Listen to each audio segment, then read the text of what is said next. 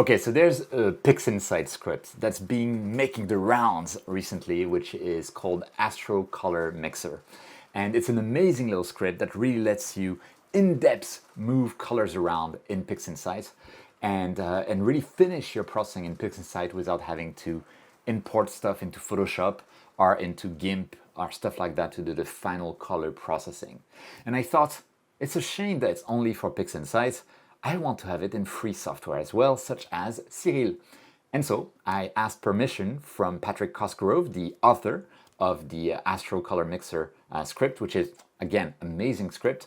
And I made a port to Siril.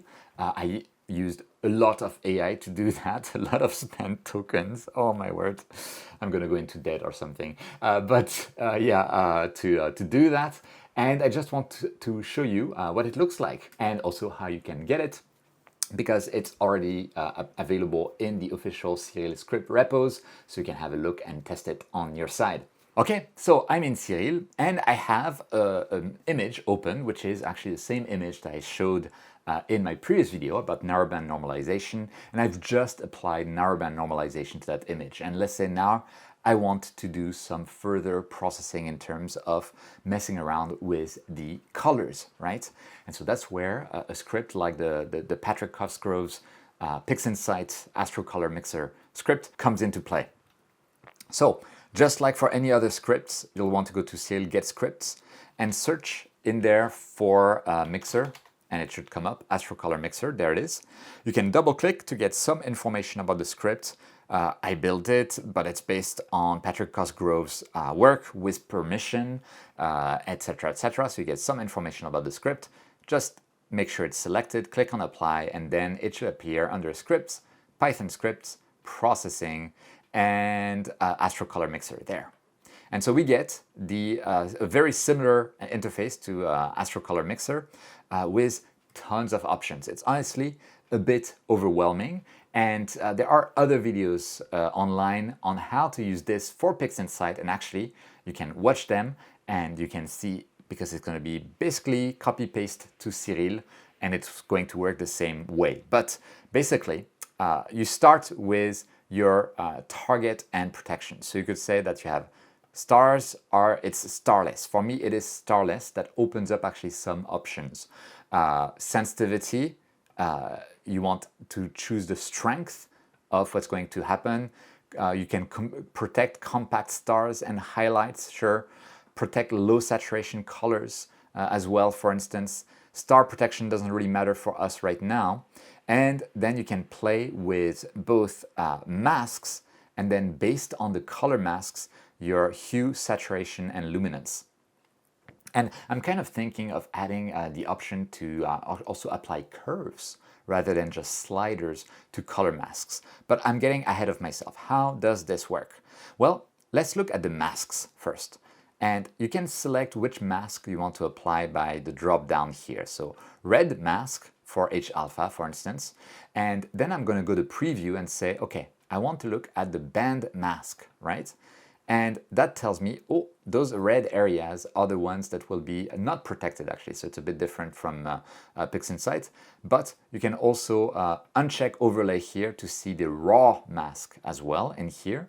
And so that tells us what the raw mask looks like. If you have a starless image, you'll be able to soften the mask as well to blur it a little bit more like that. So there's less potential chrominance noise that could be created by this operation.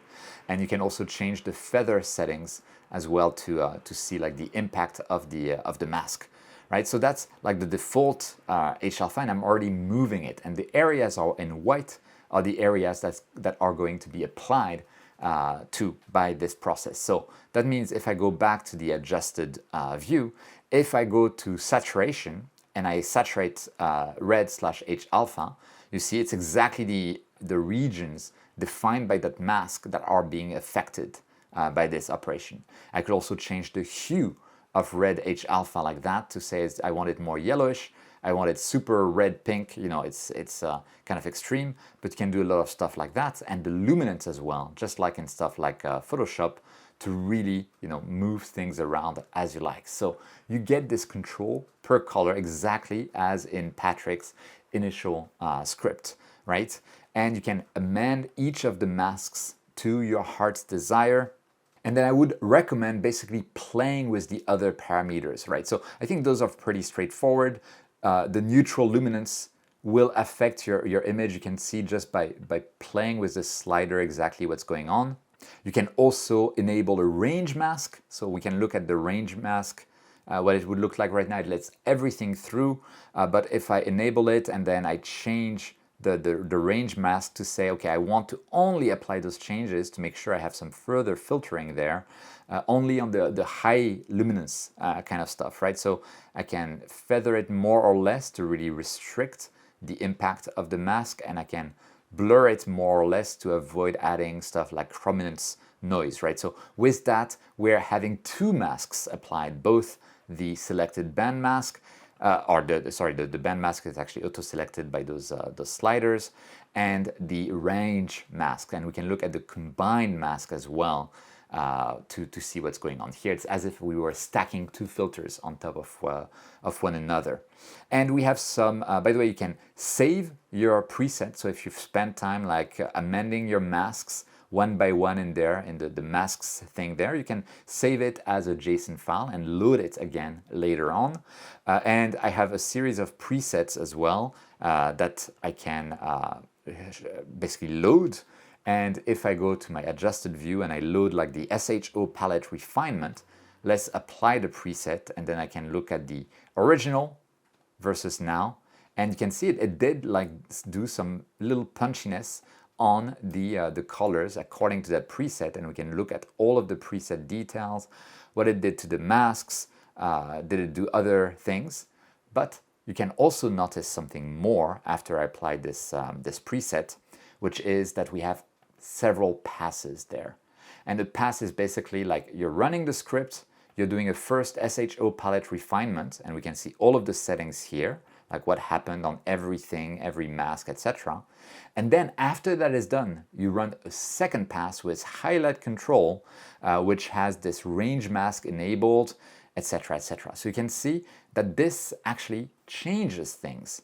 And you can add more passes. It's almost like layers in Photoshop. So that's advanced kind of stuff, right? So I would recommend just doing one pass, and then you change the settings and you apply to Siril again one by one. But you can also do it all in one go as several passes, one after another. And again, this is like inspired by Patrick's initial script. Once you're ready, and let's say that right now I'm ready, we can apply to Siril.